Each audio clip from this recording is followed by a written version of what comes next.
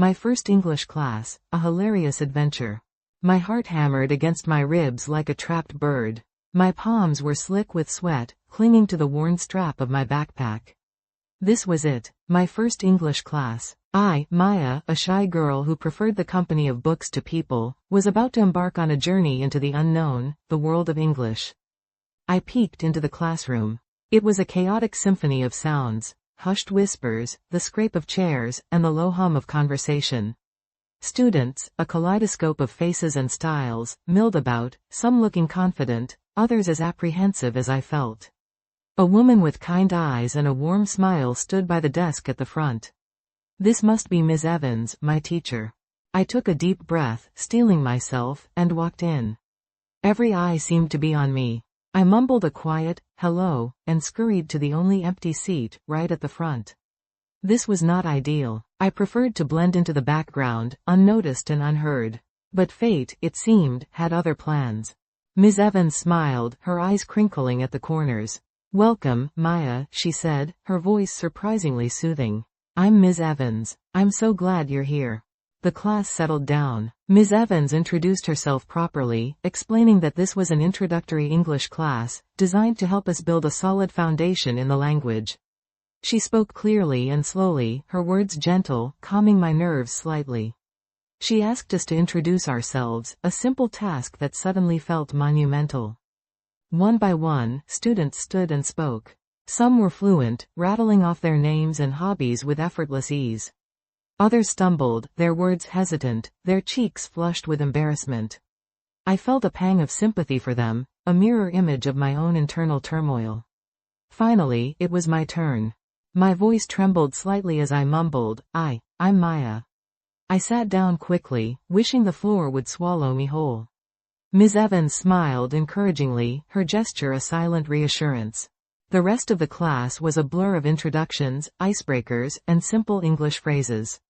We learned to greet each other, to introduce ourselves, and to ask simple questions. Ms. Evans used colorful flashcards with pictures of everyday objects: a cat, a dog, a book, a sun. She pronounced each word slowly and clearly, then encouraged us to repeat. It was surprisingly fun. During a pronunciation exercise, a boy named Tom, who sat next to me, struggled with the word zebra. He pronounced it zebra with a distinct emphasis on the Z. Ms. Evans gently corrected him, explaining the proper pronunciation. I found myself subtly correcting him too, an unexpected surge of confidence blossoming within me. Later, we moved on to simple sentences. Ms. Evans wrote on the board, "The cat sits on the mat." She explained the subject, verb, and object, pointing to each word as she spoke. We copied the sentence into our notebooks, practicing the formation of letters and the spacing between words. It was surprisingly challenging. My handwriting, usually neat and precise, seemed to betray me, my letters sprawling across the page like unruly vines. There was a small incident involving a misplaced pen and a near-miss collision with a flying eraser, which resulted in a flurry of apologies and a shared giggle between me and Tom. It was surprisingly relaxing, a testament to Ms. Evans' ability to foster a comfortable learning environment. I was beginning to feel more at ease. The next activity was a simple game of Simon Says. This classic proved to be surprisingly difficult in English. The instructions themselves presented a challenge, and the rapid-fire nature of the game added an extra layer of difficulty. I managed to survive a few rounds, but I soon found myself eliminated, much to my amusement, and not too much shame. This game, however, brought an unexpected joy, as we all laughed at our own misinterpretations and clumsy attempts to follow instructions.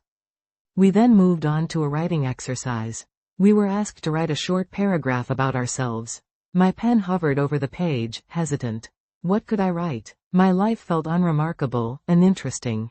But then, I thought about my love of books, my passion for drawing, my quiet joy in observing the world around me. And so I wrote. I wrote about my quiet life, my secret dreams and my love for simple things. It wasn't perfect, the grammar was questionable, and the vocabulary was limited. But it was honest. It was mine. When the class ended, I felt a strange sense of accomplishment. I hadn't conquered English, not by a long shot, but I had taken the first step. I felt a burgeoning sense of hope. It wasn't terrifying after all. It was interesting, even fun. As I walked home, the words we'd learned echoed in my mind: hello, goodbye, cat, dog, mat.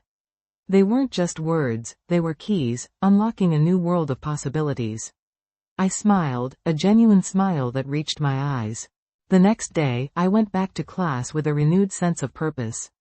I still felt shy, still felt a little nervous, but the fear was gone, replaced by a quiet curiosity and a growing excitement. I was ready to learn. The weeks that followed were a whirlwind of new words, new grammar rules, and new challenges. We learned about tenses, pronouns, prepositions, and articles, all concepts that seemed daunting at first, but gradually became clearer with practice and patient explanation from Ms. Evans. We worked in pairs and small groups, practicing our pronunciation and conversational skills. I found myself becoming bolder, more confident, and even comfortable enough to correct Tom when he mispronounced giraffe this time. Our conversations were clumsy at first, punctuated with stumbles and corrections, but they grew smoother, more natural with each passing week.